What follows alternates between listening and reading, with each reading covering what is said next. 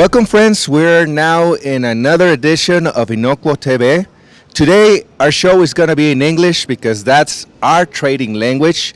And we're here in the ANTAD trade show, which is one of the big important trade shows here in Mexico talking about the retail industry, but especially the food industry. And I have a very special guest today. We have LeAnn Chuboff. She's the Senior Technical Director for the SQF Institute, Safe Quality Food Institute. Welcome. Thank you, Eric, for having me here. I'm really happy to be here, especially at the ANTAD show. It's a very big show. This is my first time, and I appreciate the invitation to speak on Inocuo TV. I can't wait to talk about food safety. Well, friends, as you know, food safety, it's definitely a subject that came here to stay. And safe quality food is a model, it's a scheme. Exactly, it's been working many years in America, helping assure this subject. So we would like to talk about not only the history of SQF, but the participation in Latin America. So SQF has been around since 2000. It started in Australia, and then it went to the United States in 2003, and we were benchmarked by GFSI in 2004 and in 2005, and we currently remain benchmarked to GFSI. So our program is a farm-to-fork solution, meaning we have a certification code for on the farm, pre-processing, processing, all the way through distribution and food packaging material. And right now we're actually working on a code for the retailers. So we're putting together a code for the retailers, so those retailers that ask suppliers to get audited now have an opportunity to have an audit themselves. So we've been around for a long time. Our main market right now is the United States, and then our second market is Australia, since that's where we were founded. But North America, Canada, and Mexico play a very important role and is one of our top 5 markets. So Mexico is within that top 5 market, Canada, Japan, U.S., Australia, and then Mexico. So we really have a big market, and we see that actually this market is just growing tenfold. It started off with just a few certificates, and now we're up to over 300 certificates here in Mexico. So we're really happy, and we see that every time we come every year. We have our SQF information days, and we visit Mexico, and we visit the suppliers and our certification bodies. And every time we come, there's just more and more interest in SQF. So we continue to build on that momentum and look forward to working closer with the Mexican suppliers. We believe there's huge value in the Mexican suppliers and what they bring to the United States, and think that SQF is a good solution for them. Food safety has been a subject for Mexico because of its biggest trading partner, which is United States. It's a huge industry. It's a $27 billion industry of just for agricultural goods. So in this history, while the whole objective is to secure the supply chain, to make every single consumer safe, or at least promote their safety, what have been the biggest challenges to work with Latin America?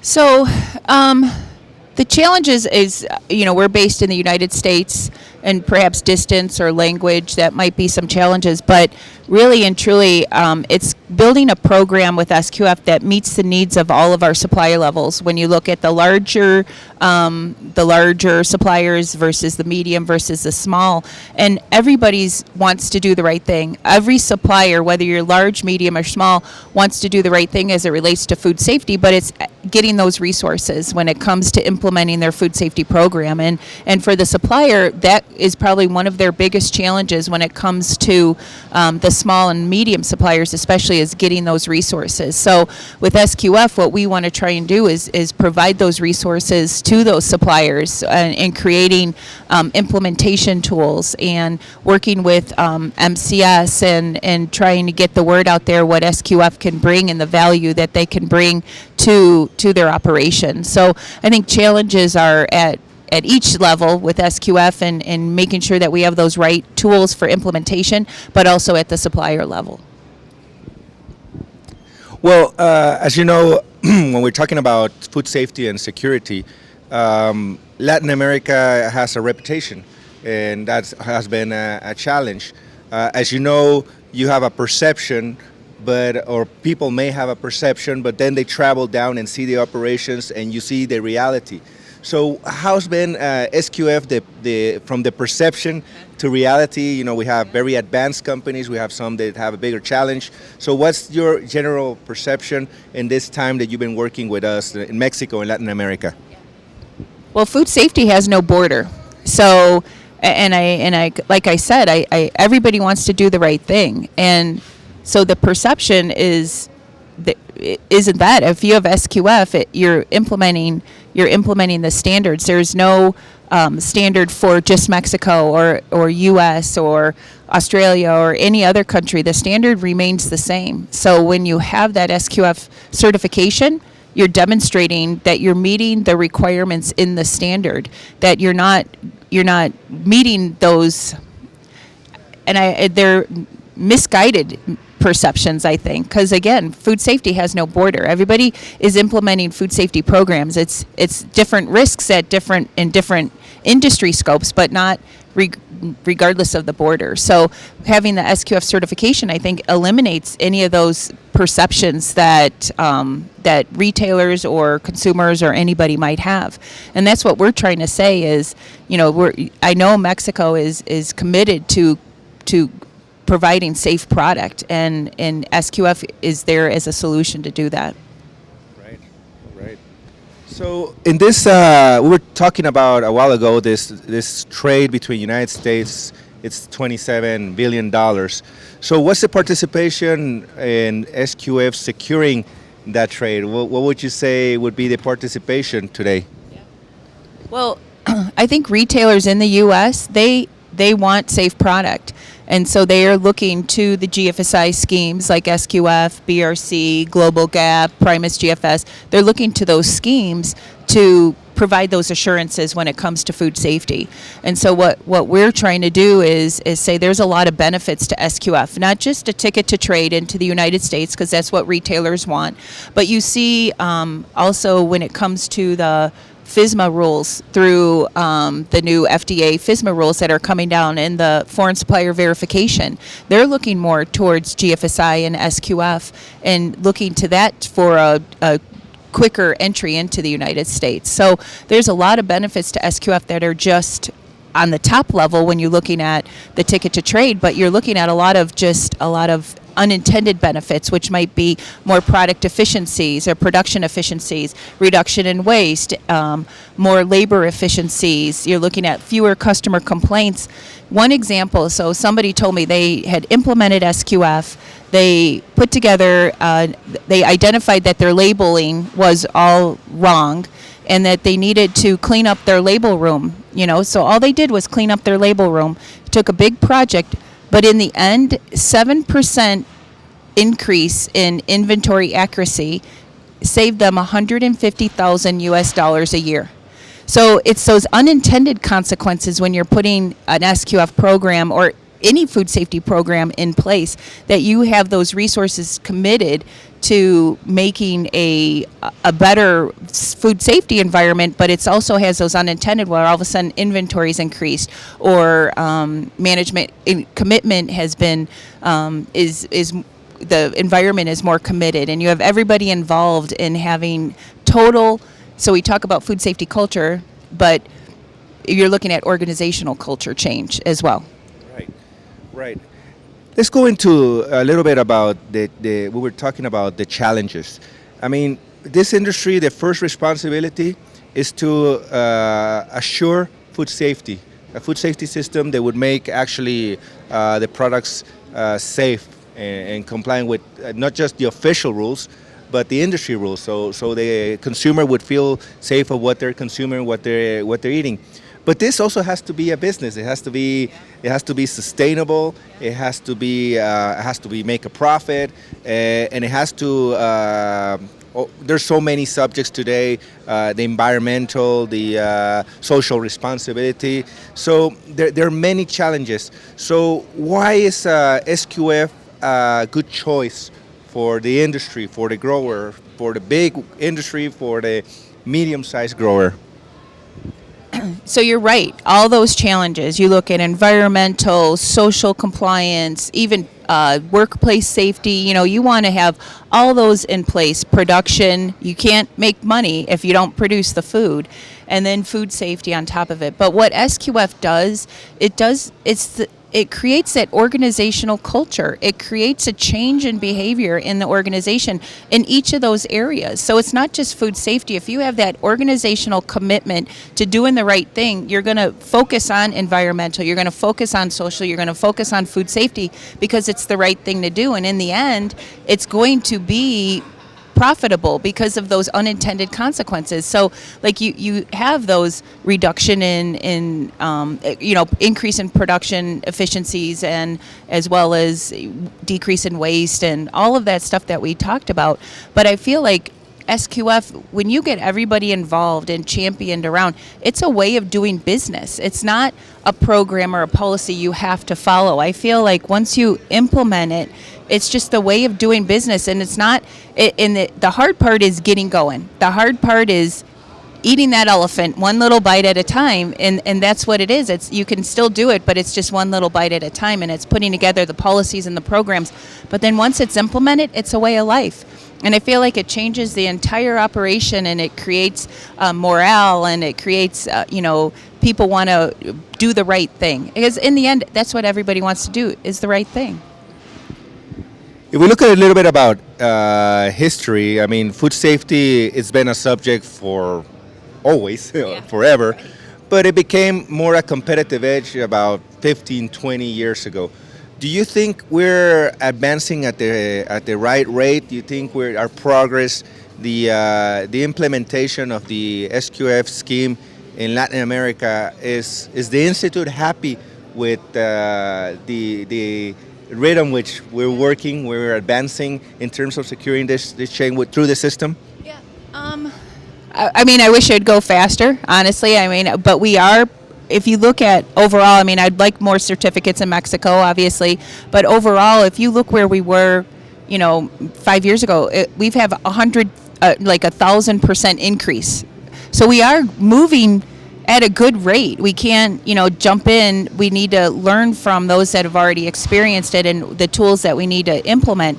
But, we talk about food safety, and I don't think it is competitive. I don't want it to be perceived as competitive. I think having an outbreak is bad for any industry, regardless of what it is. If you have an outbreak in spinach, it's bad for all leafy greens and all produce in general. So I think we're all in this together, and we all need to support one another. And the larger companies, they need to help the smaller companies, because if the smaller companies have a foodborne outbreak, it's going to hurt everything. When there was the spinach recall about 10 years ago, or I think it was over 10 years ago, there was a spinach recall. It hurt not just leafy greens and spinach, but it hurt salad dressings and croutons and all the stuff that people put into a spinach salad. So it hurts everybody when there's a foodborne outbreak. So I don't look at food safety as being competitive. I think that we're all in it together, and we need to make a safer supply chain for consumers, not just to get a certificate, but really create that safe supply chain. And that's what we're in. That's what SQF is all about. We would like more certificates, but honestly, we want a safer supply chain for consumers, and that's what everybody wants. I agree you completely. I mean, this shouldn't be a competitive edge of being safe. Unfortunately, it has become a differential, like when we're working with a model of who's doing it right and who is doing it wrong. So in this line of thoughts, how's the industry been supporting? I'm talking about the trade organizations, I'm talking about the government. There is a big organization specialized in the arena of food safety, which is Mexico Calidad Suprema. Yeah. Do you think that the support has been the correct, or are we dragging a little bit our feet? That's a loaded question, but I think that we're working very well with, Calidad Suprema. We work with them in order to see how our synergies within our code. We looked at their program, we looked at our program, we created a checklist, a gap analysis, and identified where those differences are so that we could partner together to give one certificate solution. So there's one instance where we don't want to inundate the supplier with more and more audits. Rather, we're trying to work together to create one solution. We look at our trade organization, our association, which is the Food Marketing Institute, and the resources that we bring to Mexico. I mean, we're here at ANTAD to provide those resources and those that support.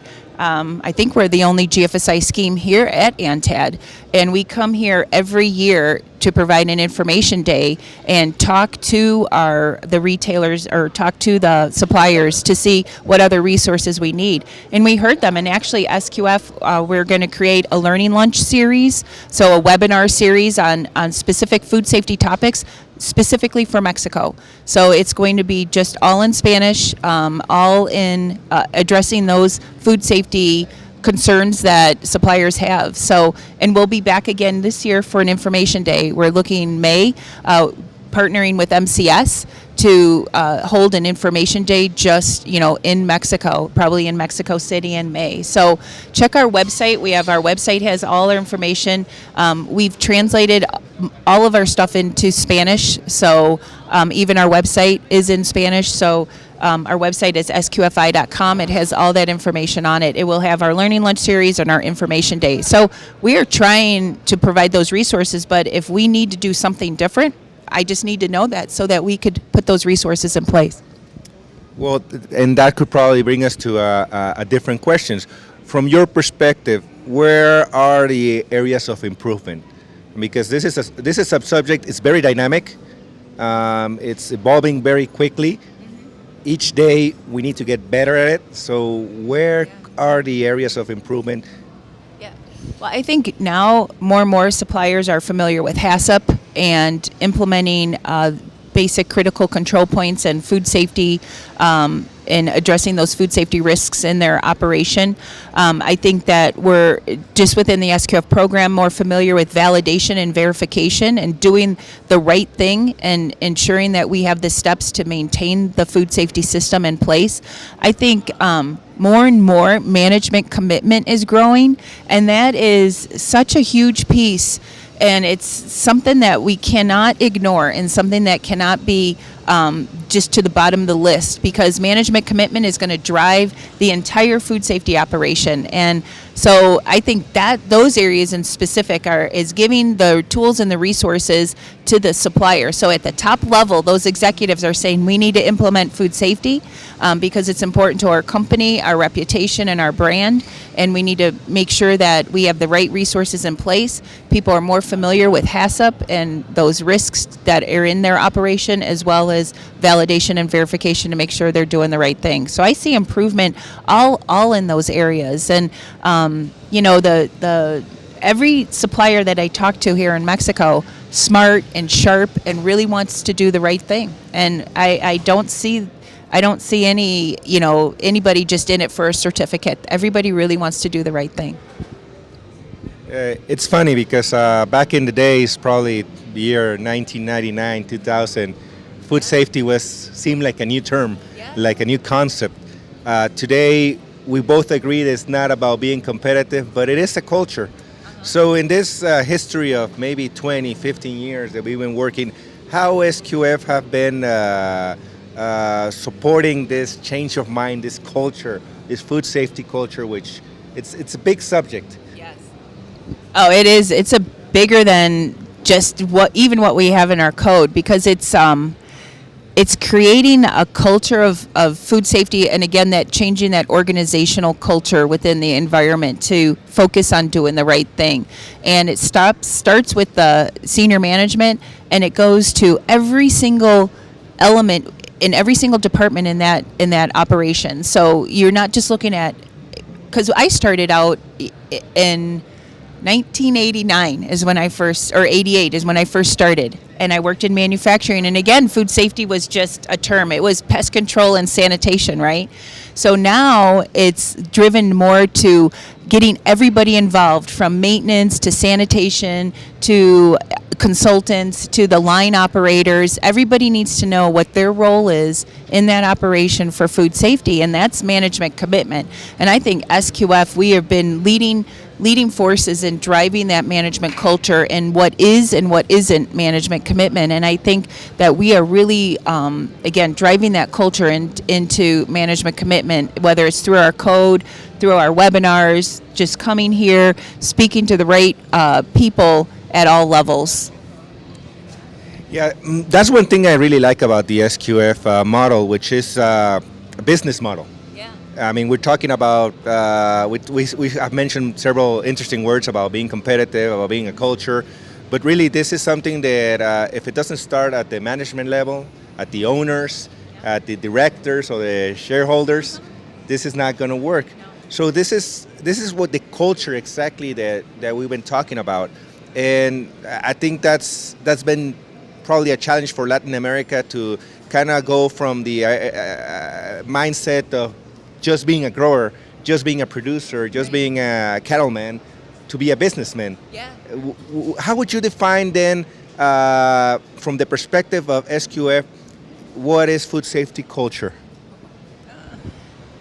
Okay, that's a big question. So food safety culture to me is having an operation committed, the entire operation committed to having the right food safety programs in place. So not just having a certificate.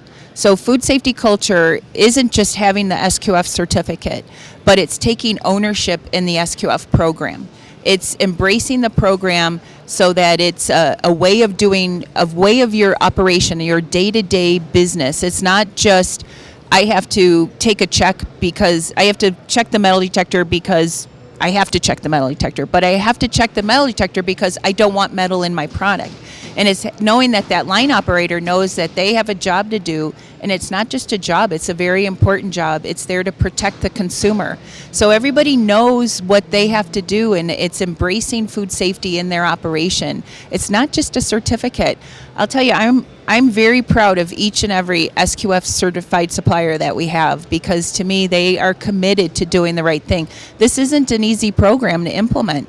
It's challenging, and it creates a lot of it takes a lot of resources. It takes time, it takes money, it takes people. But in the end, what you're saying is that I have the time, the money, and the people for food safety. And that's what that certificate shows. It shows that you're committed for food safety. And so I'm proud of each and every one of our SQF suppliers out there. And they took the challenge, they embraced SQF, and now they have that management commitment for food safety. And that's what the certificate shows. Right. That's what another thing that I have to recognize to SQF, which I really liked. I mean, when we're talking about, we have mentioned in this interview many times, food safety is a responsibility. Right. It's something that you must do. Yeah. It's not something that is going to get you a better profit, but it is going to keep your company alive. Yeah. So one of the things I really like, okay, you do have to do it because you have to be a responsible company.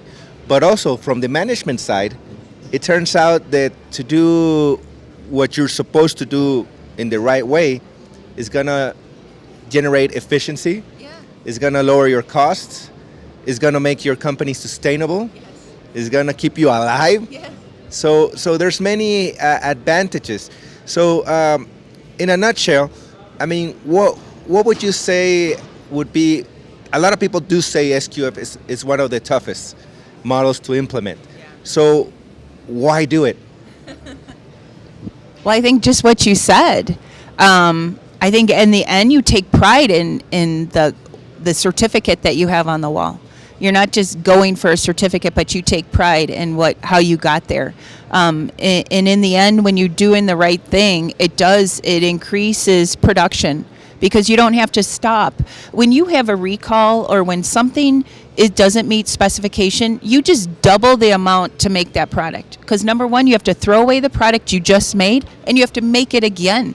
So when you have a recall or withdrawal, you just doubled the price of making that product. So when you have a good food safety program in place, when you have an SQF certification, you reduce the chance of making that product again, because you increase your efficiencies, you reduce waste, you reduce mistakes, you have fewer customer complaints. I mean, these are all studies that are done. Fewer recalls, fewer product withdrawals.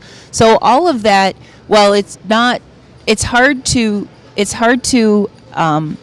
account for those intangible benefits. So you can't say I didn't have a recall this year, therefore it's, but you can start. So when you start implementing SQF, here's what I say to suppliers: start measuring costs right now. Measure the number of labor hours that you have, temporary labor, for example.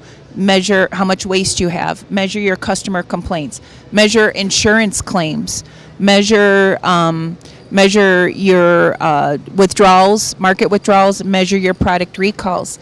And then in 6 months after you implement SQF, keep measuring those points and see if there's a difference. And you'll see a reduction in that. Just like I gave you the example regarding the inventory, 7% increase in inventory accuracy. That speaks volumes to money then in not ordering the same product twice or having to make the same product twice. I think that's where you see your benefits. When you look at SQF, you look at the SQF program just implementing food safety, but at a level 3, food quality.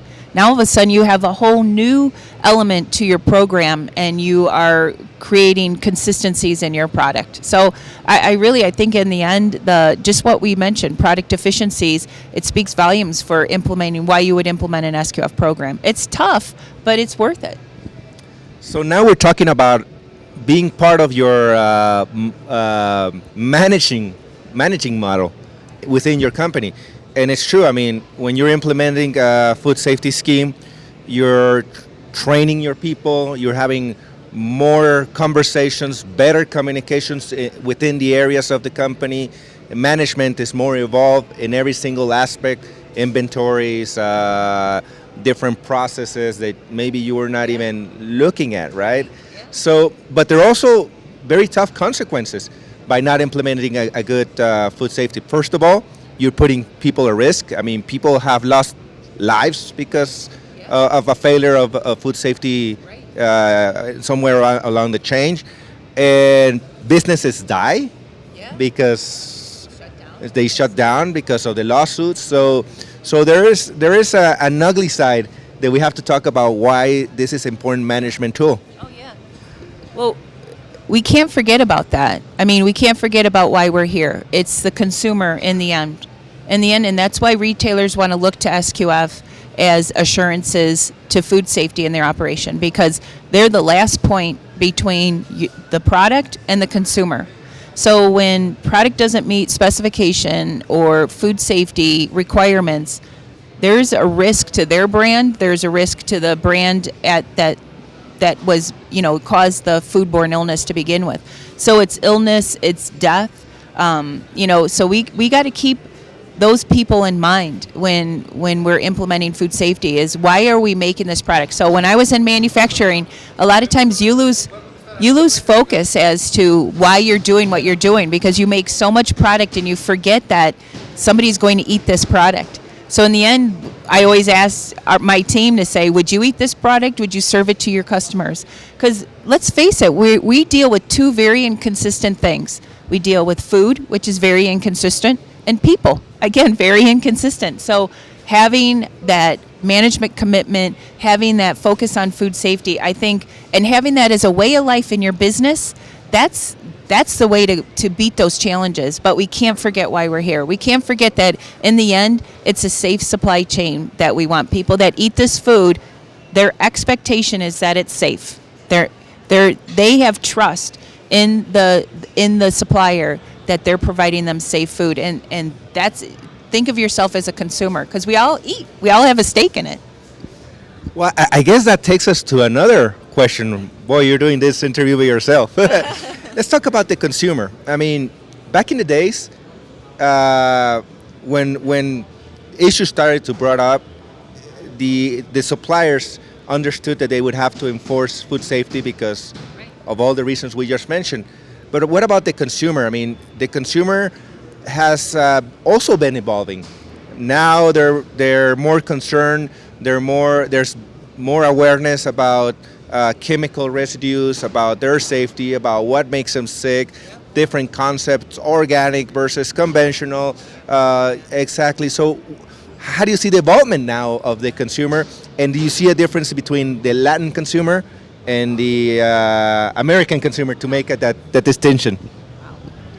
Well, I think the internet and social media has done a lot of work in that area to make consumers more aware. You can Google anything and figure out whether you have a foodborne illness or not. And I think it's easier to report foodborne illnesses. It's easier to track foodborne illnesses because of the advancements we made in the genome technology and how we can track where the foodborne illness originally the source of it. So it's easier to get that information and share that information. There are some countries out there, I can't remember which country, or it was a manufacturer, but it's a country, I think it's Canada or the UK. They actually look at Twitter and they look at the hashtags. So they look at the hashtags to track foodborne illnesses. If somebody tweeted about a particular experience with food or a restaurant and they hashtag barf or hashtag vomit or whatever it might be, then they'll look at that as a point of where it would be foodborne illness. So social media and the internet has really taken this to the next level. So again, expectation isn't that we're going to get sick. I mean, what's your expectation? You're not going to get sick. My expectation is we're not going to get sick. So we need to make sure that we have the assurances to protect consumer health along the supply chain. So there's tons of information out there. Yeah. This is interesting. Now, I've been talking a lot about the difference between Latin America and I like to go into that subject because I think we're talking about the food safety culture, and definitely there would have to be some kind of adaptation or consideration while working with Latin America in terms of the training, in terms of the development. I mean, there's some very interesting facts like we learned like in 2012 they gave the Ministry of Health in Mexico gave some interesting facts about how illnesses, stomach illnesses have dropped in 33% in the rural areas. So when you start thinking about it, well, this is part of the culture. A lot of these people are working in packing sheds. Those packing sheds have been enforcing some kind of food safety scheme. So they take the culture of washing their hands and being more aware of what they have to do. But where does SQF work in terms of adapting culture? Because it's very different what the American culture sees and how you work in Latin America. Well, again, food safety doesn't have a border. It's the program is the program regardless what country you're in. So we can't create a new norm when it comes to implementing SQF. But we can adapt to the cultural differences in the specific countries. So what we do is we have auditors here in Mexico, we have certification bodies here in Mexico that understand those cultural differences. Additionally, what SQF does, we're a risk-based program. So the issue is clean hands, right? We all want to have clean hands so we don't recontaminate the product. How that happens is up to the supplier. We understand the challenges when you're on a farm. How do you implement hand washing sinks? But there's ways to do that. There's methods to do that. But in the end, what we want is clean hands, or we want pest control. But it's up to the supplier to implement that, to address that. And that's how auditors are trained, is to address the risk so that they're putting in policies and procedures, programs, training to address those risks in the operation. And that's what we look at. So we focus on each country has their own auditors, has their own certification bodies, because we realize there's cultural differences on how to address those risks, but the risks don't change. Food safety doesn't change. So we don't want a new norm, because SQF certificate should mean the same thing whether it's coming out of Mexico, Australia, Japan, China, U.S. So we don't want to create a new norm, but we certainly understand that there's challenges. Yeah, and I agree completely. I mean, when you get sick, and there's no border. And the bug or the bacteria or the virus, it doesn't matter. It doesn't gonna. It's not. It doesn't recognize race. It doesn't recognize color, skin, nothing. But then again, there's some areas like, let me give you an example, which is also part of what SQF follows. Let's talk a little bit about a segment of social responsibility. And I think this is where we do need to work. For example, when we talk about child labor, when we were born in the conditions that we were born, I mean, it makes all sense in the world. Child labor, a child must not work, they must go to school, innocence must be preserved to the latest moment you can in their lives. But in a situation like Latin America, where you have actually parents between the ages of 15 to 18, they need to work to support their families. There are certain cultural realities that in the American way of seeing it, it seems a horror stories. But in our culture, they're realities. So when you start talking about child labor, there's a very fine line in saying, okay, no child labor, but you're also putting, I don't know how many families without an income because they are parents under 18 years old. So those kind of cultural differences, those are challenges because they're saying, hey, we need to kind of compromise, we need to adapt to certain things to that culture, which might not even be seen correctly, but they're realities. How do you deal with those kind of stuff? Well, at SQF, we actually just developed a new ethical sourcing program that looks at environmental and social responsibilities. And those social responsibility, wage compliance, discrimination, child labor, the right to work, all of that. So we understand that there are challenges. Even in the U.S., you have family farms. So can children or family restaurants, and there are children that work in that. It's just that there's specific regulatory and customer requirements that need to be met. And that's what our program is based off of, is what does ILO provide? What's outlined, with the International Labor Organization. So what do they define? What are your customer requirements? So, in the end, again, it's looking at the retailer saying, I can't have a scandal. Whether it's a perception or a reality, I can't have a scandal. And if we're following the customer requirements, if we're following the regulatory requirements in that country, then that's what our program is based off of. So we do look at that cultural differences. So what's in the United States is different than what's in Mexico, than different in Canada, Australia, even privacy laws. So all of that is captured in our program because it's a global program that really focuses on customer requirements and regulatory requirements, and that's what we would follow. Right. And it's also going to be a challenge because people must understand the culture of the product where they're coming, right? Yeah. Going to a different subject, one of the perceptions that the grower, the producer, the industry on this, or the supplier, so we can look at it a more general way, we always think that the cost for food safety, the biggest costs of implementing a food safety program is in the first links of the chain. And every time you talk to a grower about implementing a new segment of the food safety program, whether it's environmental, social, it says, oh, more cost to the grower, and we're absorbing everything, and the rest of the supply chain is saving money. That's what that's what I would like to talk now. Where do you see the implementing the costs distribute? Well, I think it does trickle down, and unfortunately the grower does get hit, and a lot of times the grower has to work on the next big interest. So it could be GMO-free or organic or that next big market change, and once it gets down to that growing level, it's hard to change at that level. I can't just change what I'm doing overnight because it takes time to grow things, right? But when it comes to food safety, we're implementing food safety programs, and it's addressing those risks in that operation on the farm.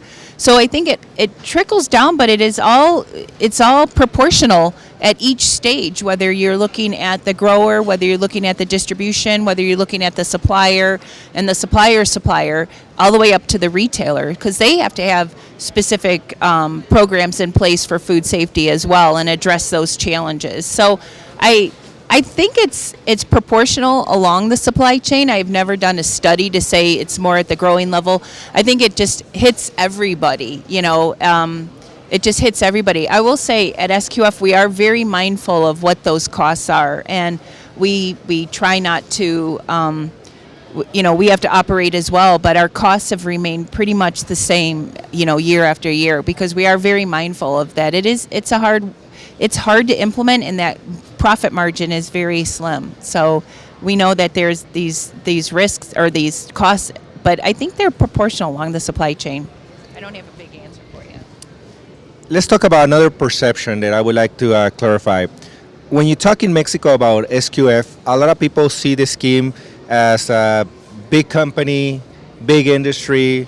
There's a lot of, if we're talking about the pyramid, we're looking at the participation, or the perception would be looking at a more working in the tip of the not the base. What this means is the medium-sized exporter, the small grower, the small operation, 2 hectares, 4 hectares. Those would be more polarized all over the country. We have different scenarios, some very advanced or more challenged. So there's a perception about not enough work in the base of the supply chain from SQF.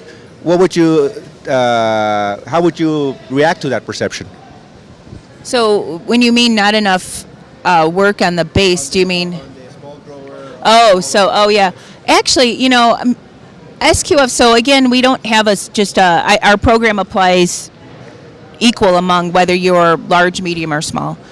GFSI, though, and they have it's called Global Markets, and it is for that small to medium supply chain. And many retailers support the Global Market program, and it gets them introduced to the requirements, that food safety requirements that are in any of the GFSI schemes, SQF included. So it's called a Global Market program, and for some retailers, they accept global markets for those smaller to medium growers out there, and it's a solution to get them started moving forward to certification. And SQF is part. We support the global market programs because I think it is just that step into embracing food safety and that food safety culture in the operation. So I would encourage suppliers, those smaller suppliers. There's lots of resources through GFSI, especially at that global market program. Do we have enough people promoting, working in the model? I think that with the local GFSI Mexican working group, there's it's the Mexico GFSI Local Working Group. I think that's the official title. And yeah, they are trying to promote that. I don't know. I wish they would then, because I think it's an excellent opportunity to get growers more involved. And honestly, you could start off, there's even growers in the United States, we have small growers, but we have people that are saying, I was at the GFSI conference in Berlin last week or 2 weeks ago, and there's a grower, he started off with small acreage, very, very small farm. And because he started out with the Global Markets program, he expanded, because it expanded his retail base, his supplier base. And then it expanded, and then he went full blown out certification.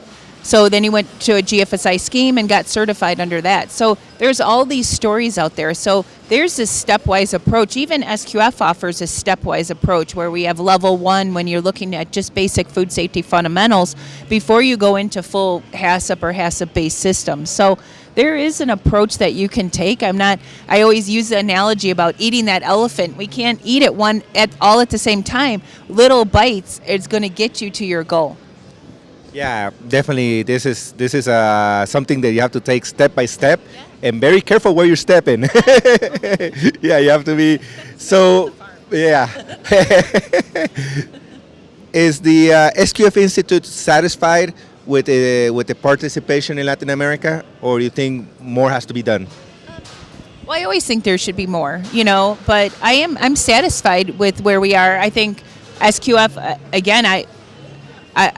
We are very committed to Latin America. We're very committed to Mexico. We want to provide those resources. We want to grow the certification base. This is what our retailers want through the Food Marketing Institute. And we're committed to being here and providing those resources. And, we look forward to working with all the suppliers and definitely want to be that scheme of choice in Mexico. Again, I want suppliers to be SQF certified that want to improve food safety, not just get a certificate, not just the ticket to trade, not just to meet foreign supplier verification and faster entry into the marketplace in the U.S., but really committed to food safety, because I'm very proud of all our certifications. Moving forward, what's the future? Where are we going? That's a big question, because in the fall we're going to release edition 8. So our next edition, right now we're on edition 7.2, so we're looking at release edition 8 of the SQF code. Technically, there will be some changes. Environmental monitoring is one of our biggest risks out there. That's where we see recalls, our environmental monitoring. We see recalls from supplier controls, so implementing more programs or requirements for supplier controls. We want more emphasis on quality. And more emphasis on supplier controls, environmental, and quality. And we want to focus on those areas out there that lead to foodborne illness, as well as allergen and labeling control. So we're going to focus on those 4 areas when we update our SQF code. So what causes foodborne illness? What causes recalls? Improper environmental, lack of labeling, and supplier controls. That's what's causing recalls, and that's where our emphasis will be. And come fall, we're going to have edition 8, so maybe I can come back on Inocuo TV. Yeah, that would be definitely something interesting. And lastly, what would be your recommendation and anybody who wants to get in touch with SQF? Oh, sure. Thanks. So our website, sqfi.com, has all of our information on it, contact information. If you need to send an email, info@sqfi.com, send an email. But all of our information can be found on our website. Look to our website. It's in all the different languages, is Spanish. But look to our website for the latest when it comes to our webinars, for food safety webinars. We call them our Learning Lunch series, but our food safety webinars specific for Mexico, as well as our Info Day that we're going to be back here, probably Mexico City, in May, and doing a Info Day in combination with MCS. So again, we would love suppliers to come out, and new as well as existing suppliers. I love to hear from the ones that are already certified. And again, thank you very much for the opportunity. I do appreciate it. Well, thank you. We are talking here with LeAnn Chuboff, here in the ANTAD trade show. I'm Eric Viramontes, and I really appreciate this very interesting interview. Well, friends, this is the end of this edition for Inocuo TV. Thank you.